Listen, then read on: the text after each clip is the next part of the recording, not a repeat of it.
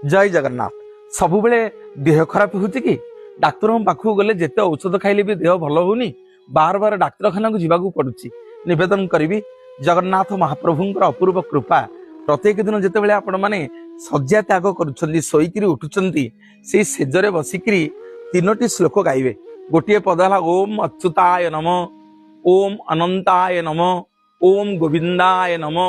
जिते आपण सेज त्याग करुछंती सकाळू सेज उपरे बसिबे आपण प्रत्येक दिन सकाळू ओम अच्युताय नम, ओम अनंताय नम, ओम गोविंदाय नम एतिकी मुंडिया मारिकी प्रणाम करिकरी आपणकर नित्यकर्म करिवे।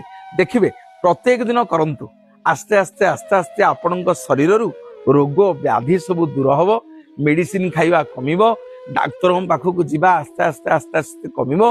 गोटे कथा निवेदन करी भागवत जगन्नाथ दास लिखिछंती कहि जगन्नाथ दास